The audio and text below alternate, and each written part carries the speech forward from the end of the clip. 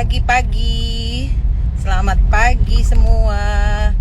Good morning everyone. Pagi ini kita akan membahas soal bagaimana kesiapan kita, orang tua, dan juga anak kita untuk kembali belajar tatap muka di sekolah.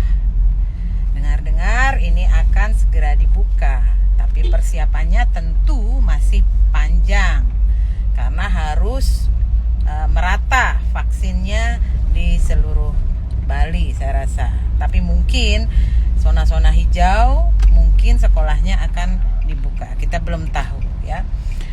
Kebetulan pagi ini saya bersama anak saya ada di mobil yang sengaja saya ajak untuk ke kantor karena biasanya dia mengeluh sangat bosan di rumah, belajar dari rumah menggunakan cara online daring, tapi dia bisa melakukan dari mobil di perjalanan karena ini sudah agak siang, jadi proses belajar mengajar dengan gurunya sudah dimulai karena udah agak siang ya, tapi bisa dilakukan dari mobil. Hal ini merupakan sebuah perkembangan yang semenjak pandemi mulai terbiasa dilakukan oleh anak-anak kita.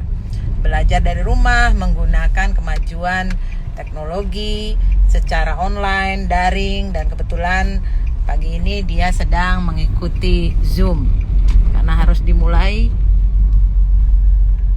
hari ini jam ini ya. Kemudian buat anak-anak ini beberapa katanya merasa agak menakutkan kalau kembali ke sekolah. Satu, bagi anak-anak yang memang sudah paham dengan ancaman corona, takut. Pertama yang dia takutkan adalah apakah saya akan di swab. Itu ketakutan anak-anak. Kemudian yang kedua, apakah nanti teman-temannya di sekolah itu memang sudah terbebas dari terjangkit virus corona.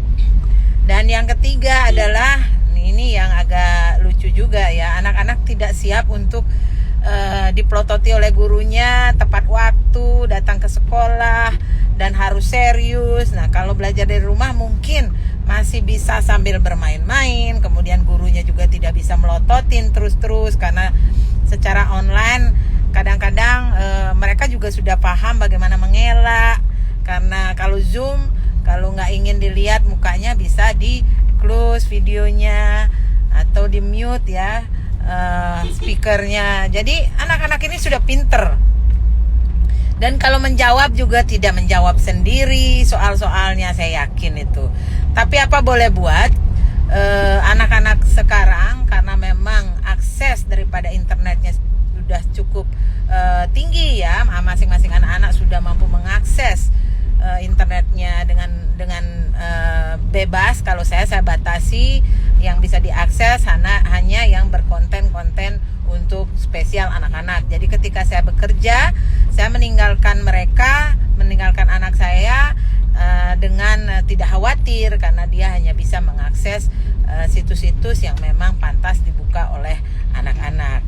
Demikian pengalaman saya. Bagaimana pengalaman Anda? Mungkin Anda bisa share juga pengalaman selaku orang tua dari anak-anak yang mungkin akan segera bersekolah bertatap muka di sekolah.